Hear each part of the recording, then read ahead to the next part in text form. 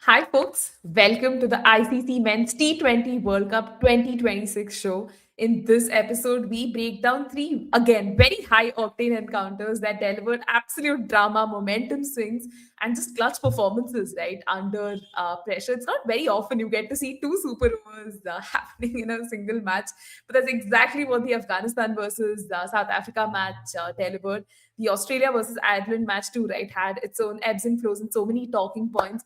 And then we finally move on to the England versus West Indies match that happened at the Wankhede. I don't know what is it about these two teams and the iconic Wankhede that just ends up producing classics, for all of us to remember. So it's three matches, three very different narratives, and just one tournament that's heating up really fast, right?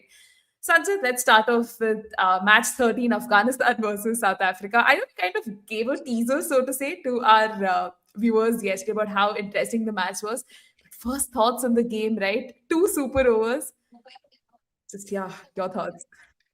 I think it was an absolute T20 classic. And I mean, right from ball one itself, you knew exactly what was going on around in that particular game. And I mean, you got to give credit to Afghanistan and South Africa for producing this classic. Just imagine if this match was on a weekend at the prime time of 7 p.m. start.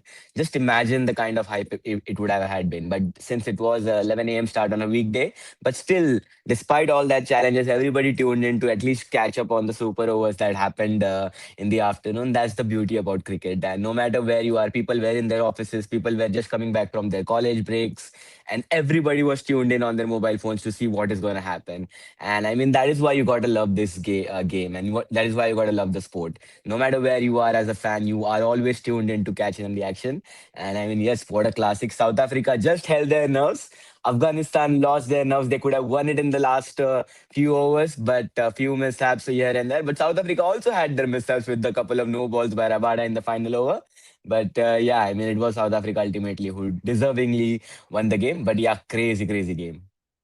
Yeah, I'm so excited to actually discuss these, matches and like particularly this Afghanistan versus South Africa game itself. Because I mean, just look at the toss. Afghanistan opted to field first, right? Again, this is in Ahmedabad. We've seen the way the surface can behave. Again, do you think largely the decision did stem from the kind of confidence, right, that they have in their chasing, and how much South Africa's eventual 187 for six test that call itself? Definitely. I actually wanted them to bat first, especially knowing that it was 11 a.m. start, and it will only get worse for batting if the wicket dries down and with the sun beating down on the pitch. So I thought that maybe batting first could have been better, but I think still toss didn't really matter because they did really well with the bat in the second innings. But yeah, I think South Africa did pretty well to get to 187. But to be very honest, it looked like they might even cross 200. But Afghanistan just pulled it back a little bit in the middle overs with the quick wickets. But yeah, I mean, it was always looking like a difficult task, even for an Afghanistan side who backed their batting really well, especially at the top of the order. When you have someone like a Gurbaz, but South Africa never really looked like they were not the favorites after the first innings. But what an innings that was from the Kock and Rickelton at the top. I mean, they just blew away the Afghanistan bowlers, to be very honest. And then obviously you had that cameo from David Miller and then Marco Jansen with a couple of hits. When it looked like they might not even reach the 170 mark, you had Marco Jansen coming in and hitting those crucial boundaries. So overall, I think South Africa did really show off their batting depth in a good way, which got them to a respectable total and eventually a match-winning one. Yeah, because when you again just look at that match itself, right? The epitome of consistency, Aiden Markram was dismissed early on yesterday. So the entire owners did, fall on Quinton de Kock and Ryan Rickelton, as you rightly pointed out. They quite literally, blew away Afghanistan's bowling itself, right? Ryan Rickelton, particularly, 23 ball half century. Now, how defining, right, was that 114 run second wicket stand between the duo to ensure that South Africa is always going to post a big one? Definitely, yes. I think you always need to contribute from your top orders if you want to have a big score, and that is exactly what South Africa did. Despite losing someone like Aiden Markram, who has been in good touch, played well in the first match quite early, but still you had Ryan Rickelton and Dick Cock, two of the Mumbai Indian stars. I think Mumbai Indian fans will be having a dilemma about who starts for them in the IPL a couple of months' time. But it's always good to have two quality players, and they are actually indeed quality players because you saw those kind of hittings. Dick Cock with all his flamboyance, flamboyance and elegance and experience showing up in that knock, and Ryan Rickelton showing that signs that okay, I am also here. Don't forget about me. And what a 50 that was, 20 odd ball 50, and both of them actually did really well to just tackle that Afghanistan spin attack. I mean, we've been talking highly about Afghanistan spinners being the most dominant ones and the most watched out for in this particular tournament. But South Africa made a made a meal out of that bowling attack, and you got to give credit to them. So it really was an amazing sight, and obviously, I think that was the key reason why they got to where they ended up being. Yeah, very true. And here's where I think, again, credit to Afghanistan, right? You had someone like a Rashid Khan come in that, 13th over, pick two very crucial, wickets in the same over, right? Like, again, do you think that was sort of the turning point that kept Afghanistan in the contest? And even Azmatullah Omarzai, right? 3 wickets. It prevented South Africa from crossing that 200-run barrier itself. So, how would you contextualize like these bowling performances? Definitely. I think when both De Kock and Ryan Rickelton were going at it, it looked like it was an easy another 200 runs batting effort from South Africa. But I mean, Rashid Khan's that spell to get both De Kock and Rickelton out in quick succession, I think that really dented South Africa's pursuit of 200 plus runs. And then obviously you had Omarzai at the other end taking those wickets. I think getting Tristan Stubbs quite early in that effort, because you know how dangerous Stubbs can be. And even David Bravis, when he looked like he was almost on the way of going big, he got out. So I think those key wickets actually dented South Africa's hopes at that time, and they really looked like they could have panicked at that stage. I think at one point they were 150 odd runs for six in 18 overs. It looked like they might not even reach 170 at that stage. But those crucial boundaries from Marco Jansen that ensured, and also David Miller, that ensured that they got up to more than 180 runs, which was indeed crucial in the end because we know what happened in the second innings. But yeah, I mean, overall, a decent effort from Afghanistan bowlers in the first innings. But South Africa just really had too much depth to take them to a good total. Yeah, 100% agree with you on that one because David Miller, right? Again, doing David Miller things, 15 ball 20. You had Marco Jansen also chip in with the bat. They got to 187 for six. At one point, felt like, 200 was going to be something they could achieve. But I think credit to how Afghanistan went about with their bowling itself. But let's talk about Afghanistan's batting, right? Again, in the power play, we saw they were at 56 for three. Again, Rahmanullah Gurbaz, right? Just in 42 balls, scoring that 84. He, I think, was very successful, right? It's just sort of blending that aggression with responsibility because early wickets fell. He still had to, keep his USP that's, attacking on. Just talk to us about that knock and how he was, responsible for keeping Afghanistan afloat. Definitely, I think it was the match innings of the tournament so far because just because of the way that he played, not just in that innings but also in the super over, in the second super over, where he nearly pulled off a miracle from that stage. Because Gurbaz, I think he really deserves a lot of credit. He's been there for Afghanistan at the top of the order for a couple of years. He's known how to play on these kind of wickets in the IPL, and I think he has played for Gujarat Titans as well in a couple of seasons before this. So I think he knows the Ahmedabad wicket really well. But what an innings! I mean, in the power play, it looked like Afghanistan were not messing about. They could actually be in the run chase, and they could even do it in a quick succession. But I think losing those key wickets back to back, that dented Afghanistan once again. But I was really worried that it might have an impact on Gurbaz, like losing those wickets from the other end, just like how it had on Jahangir from USA's point of view in yesterday's game. So I felt that that could have been a turning point, but I'm glad that it did not. I mean, Gurbaz never really stopped hitting from that point, and I think that's why Afghanistan were still in the game despite losing those 2-3 wickets in the first 10 overs. But I mean, what an innings! I think South Africa really had no answers. I think that's how you play against a team like South Africa. You know that they are going to come hard at you from ball one with the bat and also with the ball. It is only best that if you play counter-attacking cricket. And what Gurbaz did yesterday, I think that is just the blueprint that you need against a team like South Africa.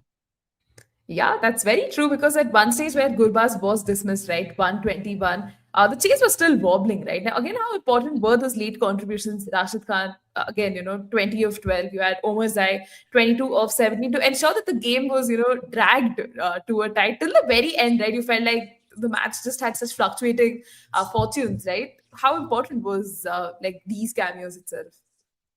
Definitely, I think they were a lot more important, especially knowing that in the middle overs, it looked like Afghanistan will just easily get on to the run chase. But that spell from Keshav Mahadevia, I think that was really important. Maharaj, which got Gurbaz, and then the most climactic way of runouts right in that same over that just really defined this particular game. I mean, so many chaos, so many funny incident which actually like kept the match on a seesaw balance. Like one from one end you had South Africa messing up, from the other end you had Afghanistan messing up. But I think ultimately that Maharaj over, which got the wicket of Gurbaz and then the run out, that was the turning point for Afghanistan. Because even after that, I think they still did manage to get close to the target. But I felt that having someone like Gurbaz till the end, that could have meant that Afghanistan would have had that calm and experienced approach at the top of the order to actually seal the run chase. But I mean, credit goes to Maharaj. We can talk about Lungi and Ingridi's 3 wicket haul. You can talk about Marco Jansen, but I think this actually spell from Maharaj was the key deciding point for South Africa. Yeah, and I think rightly pointed by unknown nobody in our live chat as well, right? I think that over just pretty much saw everything. Didn't really, help the cause and sort of ensure that the match went into the super over. But Lungi and Gidi, right? Again, the way he's been bowling in this World Cup has, I think, just gone so much under the radar, right? Again, a very good spell, 3 for 26, key strikes in the middle overs as well. Now, this is a high scoring contest. Like, again, do you think like his difference, like his control itself was the difference between Afghanistan winning it in regulation time and the game itself going into super over? Definitely, yes. I think his last over of the spell, which came in the death overs, I think that was the defining point. Because before that, it looked like the Afghanistan will just easily win this one. But that effort, I mean, that effort in the last over, when he bowled those variations, I would say.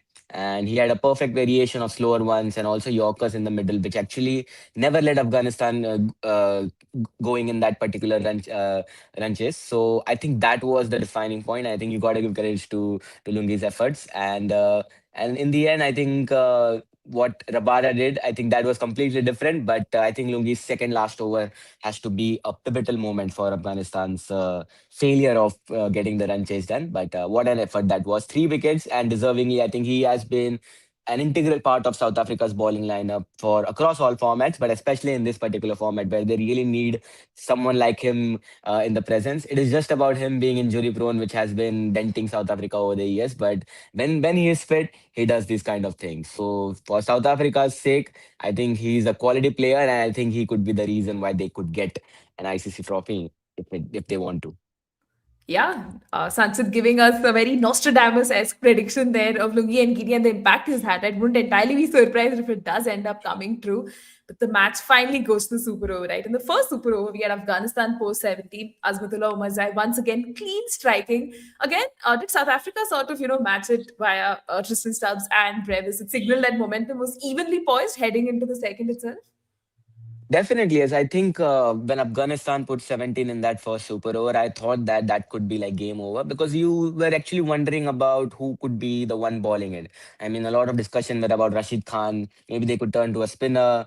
Maybe they could back one of their spinners because spinners have been Afghanistan's strength in this particular tournament, in this particular format. So them going with a pacer, I think that was actually.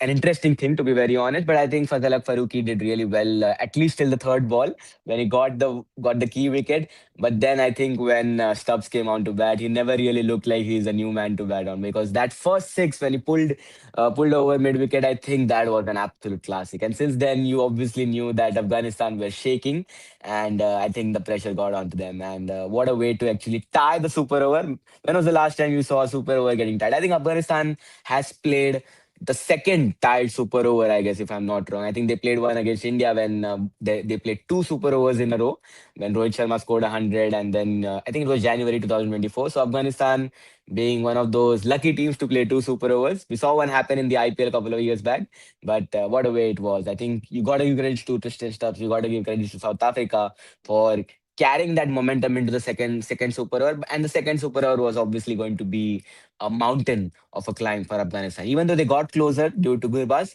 But I think 24 runs were always going to be difficult. Yeah, because I was actually going to get to the second super over itself, right? South Africa again surged to 23 before Keshav Maharaj, picked up two crucial wickets, and again, like Afghanistan pretty much gave it their all.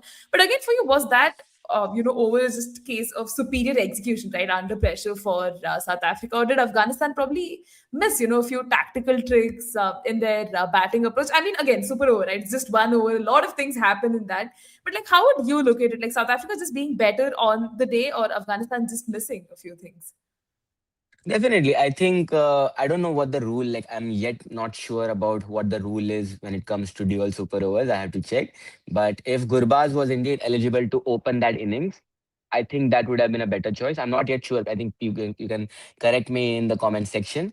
But if he was eligible, then I think it was a blunder of not making him open, because obviously he was the man in form and he could have opened in place of Nabi. But if not, I think that was a good tactical call, because Gurbaz, you saw what he did at number three. I mean, nearly taking the game away from South Africa. I mean, what an approach it was. So I think unknown nobody is mentioning that he was eligible in the comment section, if I'm not wrong. So if that was the case, then I think that's where you know where they lost the game. Because obviously, how can you keep someone like Gurbaz out of the action, especially in a super over when he was going the way that he was going? And you saw what he did in the four balls. He played 18 runs and nearly getting the run chase done. So I think yes, tactically, you might have some questions asked for Afghanistan, but obviously, I mean, at that position, it is very difficult for even the mind to work, because you really can't really get over the moments that happened. I mean, in the last over, it looked like when the two no balls happened off of Gagiswar Rabada's over, you were like celebrating in your mind. Okay, we have got this done. Obviously, we can't get out on a no ball, and then that run out happens on a free hit, which is so rare. And then you're playing a super over, and then again playing a super over. So from tactical point of view, it is very difficult to even think at that point of time.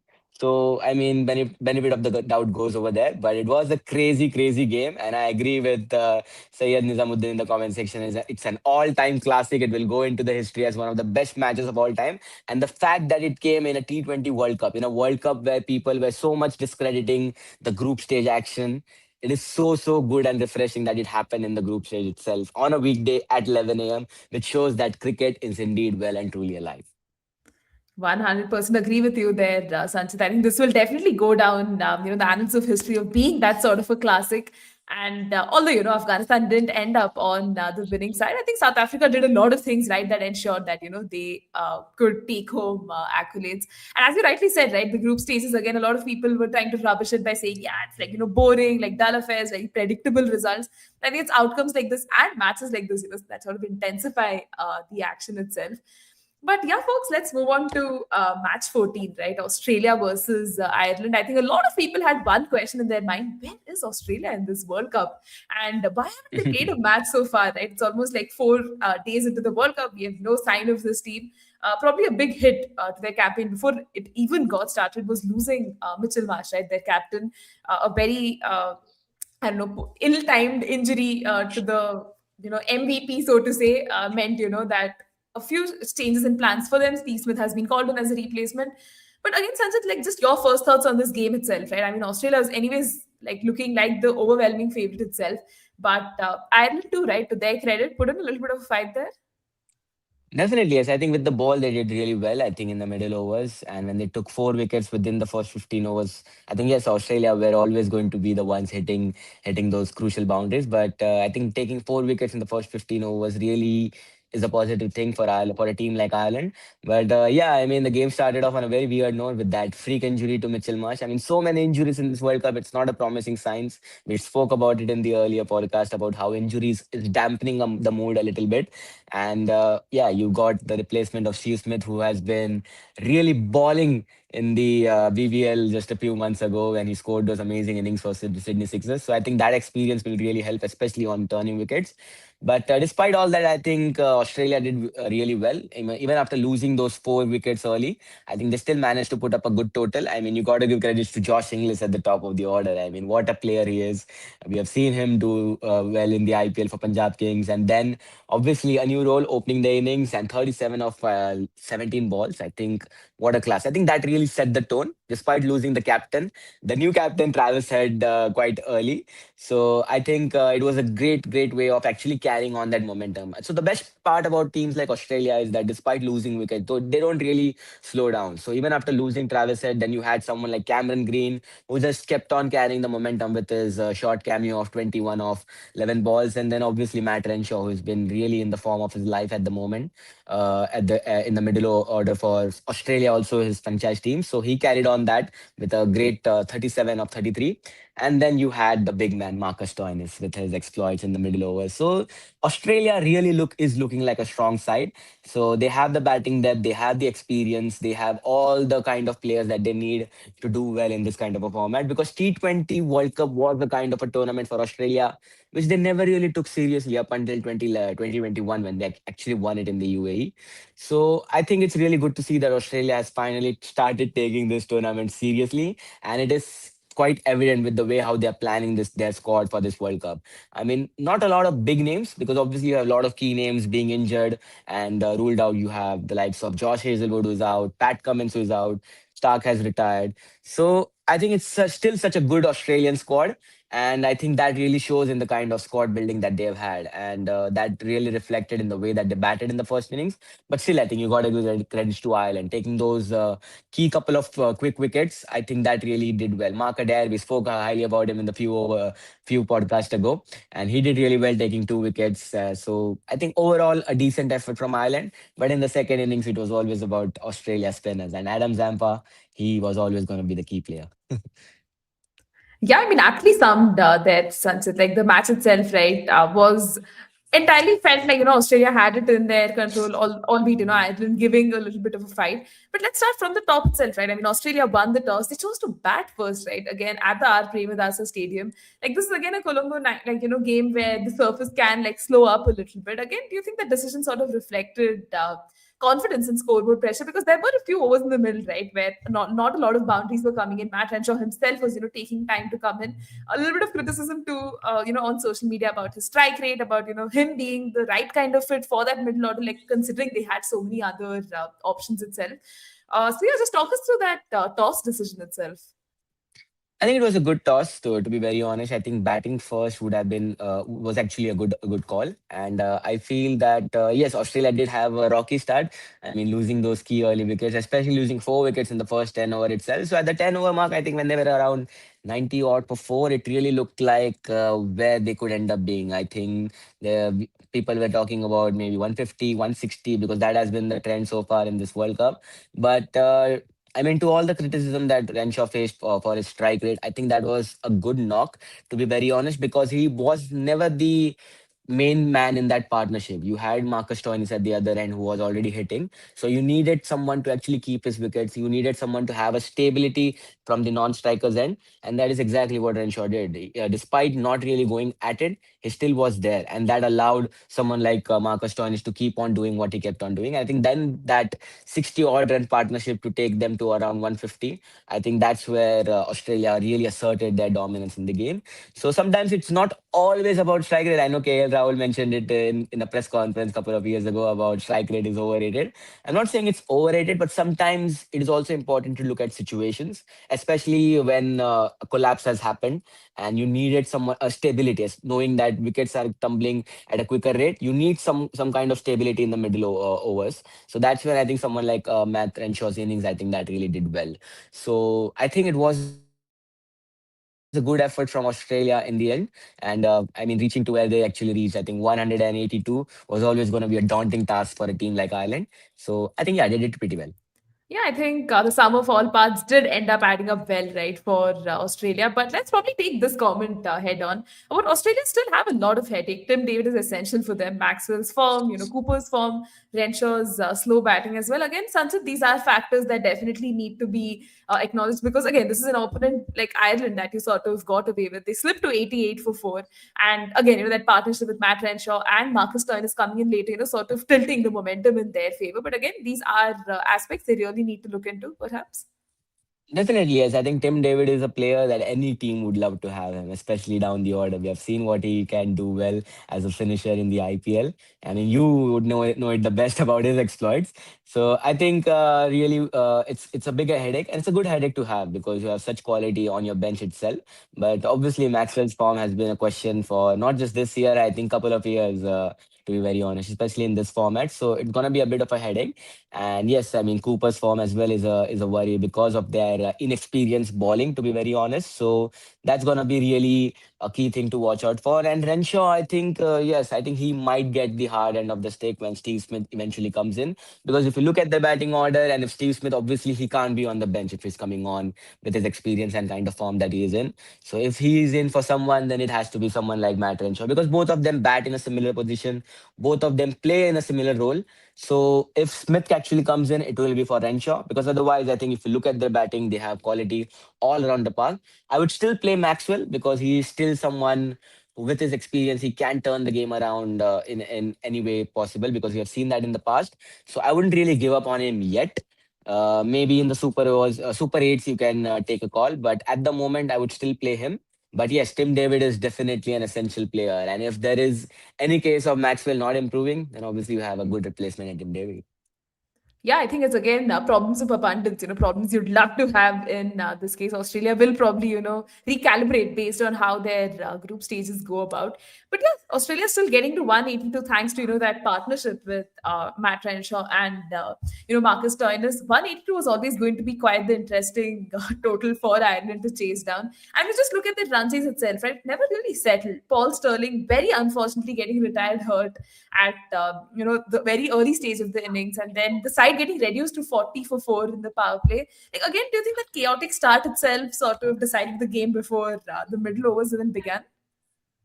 Definitely, yes. I think it never really is a good side when you have an experienced player or any player for that matter getting retired out hurt, especially in a big run chase. So it was an odd and hurtful start for Ireland. And I mean, losing 4 wickets is so quickly. I think that always meant that the result was going on the one way. But still, you got to give credit to George Dockrell. I think he did pretty well with his 40 runs to take Ireland to a 100 runs plus total. But I mean, Australia's bowling, Nathan Ellis, I mean, with all his experience bowling those amazing variations, I think he did really well. And obviously, you have someone like Adam Zampa from the other end in the middle overs to take those crucial wickets. So, Ellis and Zampa, they actually proved the kind of experience that they have and why experience matters. Why playing in these kind of subcontinent wickets matter. Why playing franchise-based cricket matters a lot, especially when the tournament is in such a pressure situation and also in subcontinent. So I think that really did wonders for them with the ball. So I think overall a decent effort from Australia, and they never really allowed Ireland to get going in that run chase. Despite losing those wickets, they never really allowed them to at least have a sniff at the game. And 67-run victory, I mean, it's a comprehensive one. I mean, to start off the tournament so late, they nearly waited to see at least all the teams play at least one, not just one, even two matches at times. So they were a little bit impatient in actually going on the field and playing themselves. But credit goes to them; they really did well with the ball and the bat. And 67-run victory is a great way to start off the tournament. Yeah, a massive boost to the net run rate too, right? While at it. And one last bit about Australia's bowling effort itself, right? Nathan Ellis and Adam Zampa, again, chief architects, right, of that Australia win. Nathan Ellis 4 for 12, Adam Zampa 4 for 23. I mean, they shared 8 wickets amongst themselves. Again, was this just a case of elite execution from Australia's bowlers itself? And Ireland batters clearly faltering against like disciplined lengths and variations that the Aussies threw at them. Definitely, yes. I think Ellis did all his exploits with the ball in the top half of Ireland's innings, and then when they look like they might even like go above 100 runs at the time, and that's when you had someone like Adam Zampa to actually stop that when they reached around 80 or 90 odd run mark, and that collapse happened from 80 for 6 to 115 all out or something like that. So I think they never really allowed Ireland to get their run chase done, and that is where I think experience and quality did come into play because we all know the exploits of Adam Zampa and how he enjoys bowling in these kind of subcontinent wickets. So I think they would be really pleased because knowing that they are going to play the Super Eights in India, especially a team like India in Chennai, where it is known to assist spinners quite a lot. So I think India would be a little bit more worried if they were watching this particular match about Australia. We all talked about Australia, about how they would be lining up in for this World Cup with so many key players injured, how they will be as a threat. But now I think we can't take them lightly. Obviously, you have lots of quality. Despite them missing out on so many key players, they still have lots of quality with the ball as well as with the bat. It is just about few players for players coming back into the form, just like Maxwell, Cooper Connolly, and you always have someone like a Tim David on the bench. So Australia definitely never take them lightly, especially in an ICC tournament, because that's the last thing you can do. No matter the kind of squad that they have, they will obviously always will be a tough team to beat.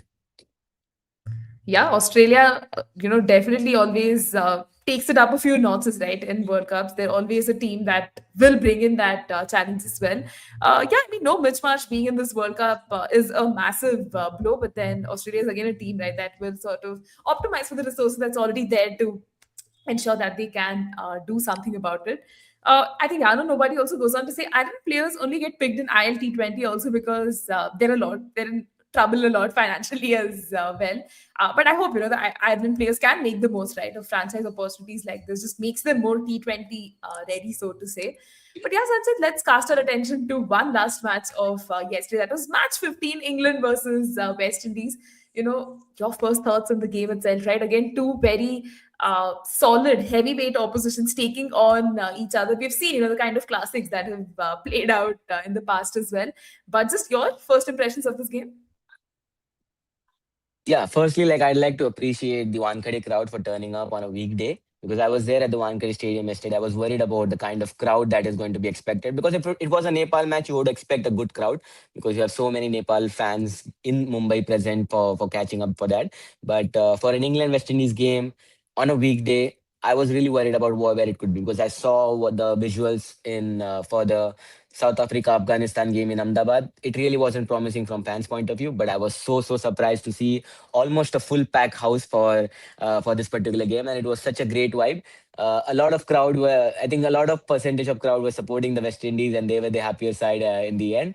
But what a game! I think West Indies really enjoys playing at the Wankhede. They had quite a lot of good memories in this format. They won the semi-final against India in 2016. They beat England in Mumbai in 2016 itself. I think when Chris Gayle scored 100. That was my first ever ICC World Cup match live from the stand, so I could never forget that.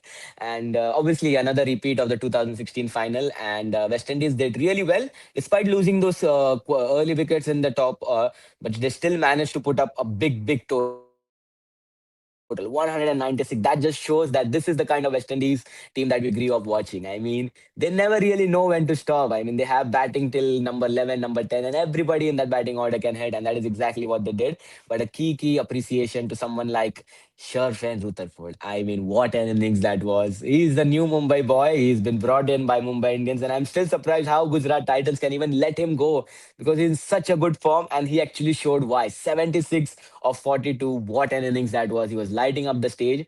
And also a huge appreciation to Roston Chase.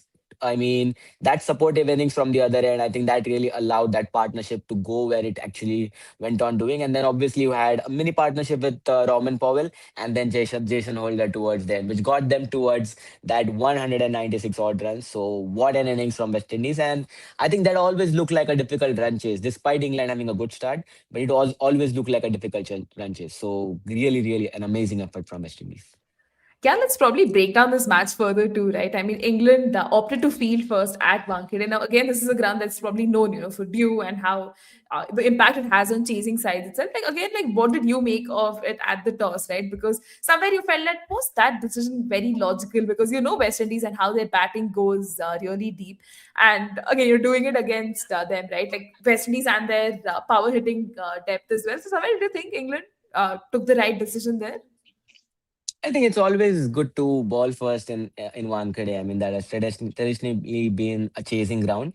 We have seen quite a lot of big chases happen in this Wankhede, but in this particular edition, it is quite surprising that Dew hasn't really settled in yet. I'm not sure what the condition will be in March when the semi-final happens if India plays here. So that is going to be a thing to watch out for. But so far, I think Dew has really been non-existent. We have seen that in the India USA game in the evening game. So I think that's quite surprising, and I think that has kept like all the captains in dilemma about what to do in the games going forward. Because after this, I think the only 7 p.m. game at Wankhede will be the Scotland Nepal game next week. Because the next two games are day games. Today they are playing Nepal and Italy, and then you have West Indies Nepal at 11 a.m. So due really wouldn't be a problem. So I think this match would really be a huge case study for the captains going forward about whether they want to go back and retrospect about their decision of fielding first in a big stadium like Wankhede, where chasing has always been priority. So I think at that toss time, I would still say that it was a good call because England obviously backed their batters to chase down any total. So I think it was still a good call, but I think from the position that they had West Indies in to allow them to score 196, I think it was a mishap. Despite that good spell from Adil Rashid with the ball, you never really had someone from the other end controlling that, and West Indies never really lets you go off easily. So yeah, I think that was a missed opportunity. 100% right, because West Indies was what, 8 for 2 inside the first 2 overs itself. And after that early wobble, too, right? Like, how crucial was that Roston Chase and Shimron Hetmeyer phase in stabilizing things, right? We will talk about Sherfin Rutherford's knock in a bit, but again, just that partnership, right, was quite game defining. Definitely, as I think losing two early wickets in the first 5 overs itself, I think that was really crucial. And it's so good to see Shimron Hetmeyer being promoted up the order because in the IPL, I felt that Rajasthan Royals did not really use him well. They saw him much more as a finisher, but he is so much more than a finisher. He can really like change the game space from wherever it is required, and he's done that in the past for RCB when he was there, Delhi Capitals when he was there, and for West Indies, I think batting in the top order, I think really suits his game better than what he was doing in the IPL, and he showed exactly why yesterday. I mean, he never really allowed the momentum to shift back to England, despite losing that those two crucial wickets. So I think that mini partnership that they had to after losing two wickets, that was really an important thing because after that it was always about how much West Indies will pile on. Because before that partnership, there were actual worries that will West Indies collapse to 100 run or total, will they even reach 120 run mark? Because obviously with the West Indies team being so unpredictable, it is very difficult to see where they go. So it was always good to see that kind of stability in the middle overs then after that. So I think it was a great and important moment in that partnership. Yeah, definitely helped not just stabilize things, but get West Indies back into the match. But Sherfin Rutherford, right, 76 not out of just 42 balls. Again, fair to say, right, he really anchored the back end. But how decisive were those late surges, right? The 50-run stand with Rovman Powell, the 50-run burst with Holder, in just 26 balls. Once again, right, it just pushed the total from a competitive one to a genuinely imposing one. 196 on a Wankhede pitch, batting first. Going to be a nightmare, right, for the team coming in next. Definitely, yes. And I just had my eyes on one of the comments in the comment section about Unknown Nobody that they came prepared, and that was indeed very true. They actually avoided hitting Adil Rashid because that's where I worried that the game might shift because Adil Rashid is known to actually turn games around with his spells, not just take crucial wickets, but also bring the momentum back to his side.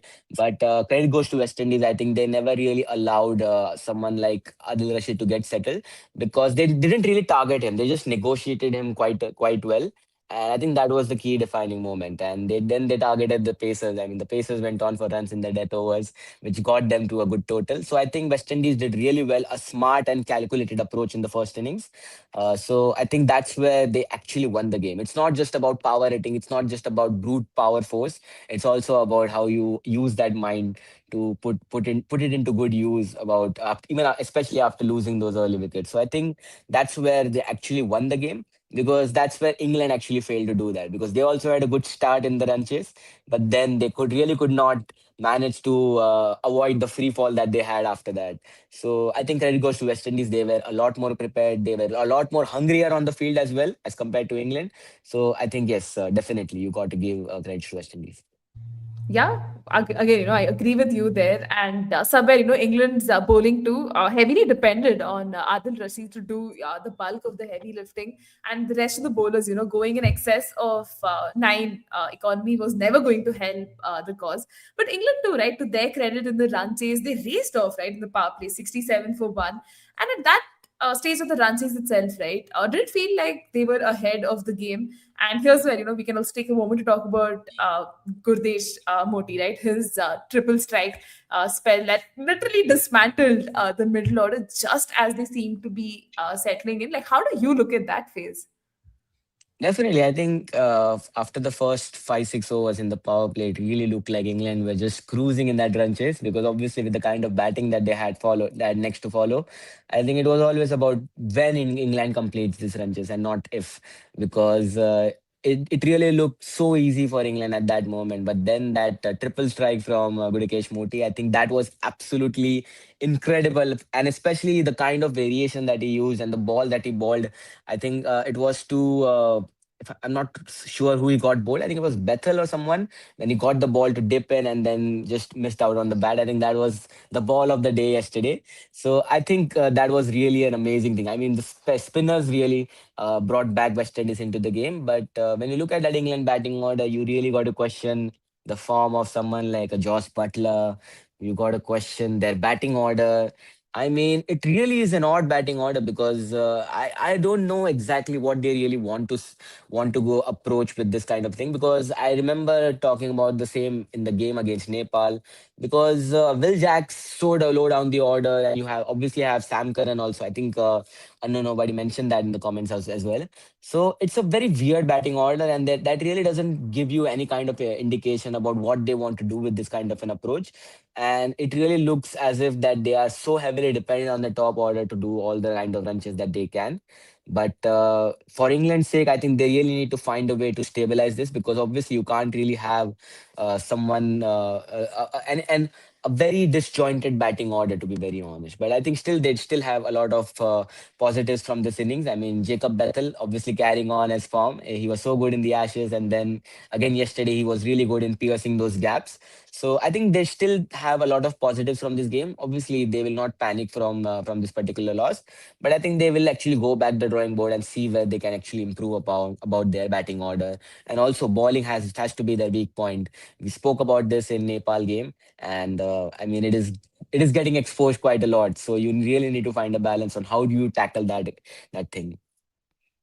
Yeah, because somewhere I think, as you rightly pointed out, England's batting does look circumspect, and in matches like this, it is getting exposed and coming to the surface.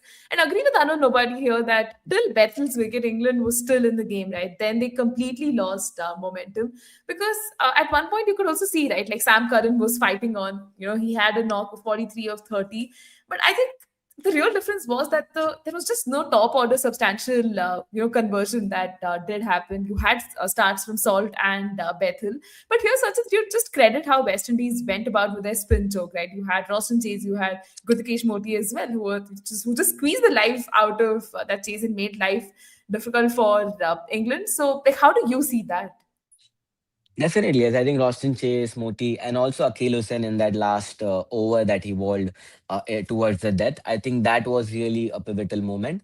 And when Sam Curran was actually looking in good touch, and when I think Overton came out to bat, I think there were lots of talks about bringing in a pacer, because obviously bowling a spinner in death overs is a very risky approach. But I think credit goes to West Indies. They went with the risky approach. They got in Akhil Hussain for his final over there, and he did really well. I think that was, I think, really showing signs that yes, we trust our spinners a lot. They are our match winners, and they have done so far so well in so far for us. And I think that actually showed in the way that they ball yesterday, and what a way it was. I think the best part about this West Indies victory was that they came back from behind in the first innings and also in the second inning itself. So I think when they go ahead in the tournament, they would look at this match as the turning point for them, because this is the kind of match that you really need at the start of the tournament to show that okay, we can win from any situation. We back our bowlers, we back our batters to do any kind of a role that we ask, and this is exactly what you need. So it is always good to have these kind of matches at the earlier stages, especially against top quality sides like England.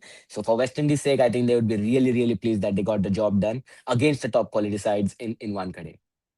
Yeah, I mean, West Indies won by 30 runs, right? Really proved to be one of those wins. And I agree with Sayyid here that Jason Holder's innings was crucial in the last, right? He ended up scoring a 17 ball 33, which, again proved to be the difference between the sides, right? Just those 30 odd runs there. Akshat going on to say how good was Sherfane Rutherford yesterday. We did talk about that and the absolute blitzkrieg knock that he played. And definitely, man, it was Romario Shepherd's over as well, right? Quite underrated in It's that regard. salt, yeah. Yeah, very valid observation there. But Sanchit, almost as we reach the end of our discussion, do you have any last and final thoughts? Unfortunately, this is the last of you that we have in this T20 World Cup. You're doing a lot of exciting and fun things in the side as well. But just if you had to recap this day and how the T20 World Cup so far has been treating you and what you hope ahead to. So far, I think all the matches have been absolute bangers in Gen Z terms. I think it's been really amazing to follow this World Cup. Not just the bigger teams, but also the associate nations. I think credit goes to everyone involved who are playing in the tournament for having that fight, having that bravery to take on any other teams that they can. And it is so good to see that. We really love competition. We really love this kind of matches that happen. And also from the fans' point of view, them turning up in big numbers in stadiums like Wankhede, Chepauk, I mean, you had that amazing crowd for the New Zealand games. Even Ahmedabad yesterday, I mean, still, it was not that much of a crowd, but still, I think the kind of atmosphere that they had, especially towards the end of the Super Over, I think that was really good to see. So, my hope for this tournament is that let's not jinx any of it because we want to see this kind of things happen, especially when we go into the Super 8 when the big boys actually play each other quite often. So I really hope to see amazing brand of cricket and hopefully a few more super overs here and there. I think that would be really good. Not in India matches. I really don't want to have my heart being played like a medal. So non-India matches, yes, well and good. We would love to see any other super overs. So yes, I completely agree with Sayyid Nizamuddin over here that pitches are challenging, which is a good thing. It's not always just an advantage to the batters or even the bowlers for that point of view. So definitely huge credit goes to ICC. So hopefully this remains the same. This becomes the norm for all the ICC events going forward because we have so many good ICC events coming up. We have the World Cup next year.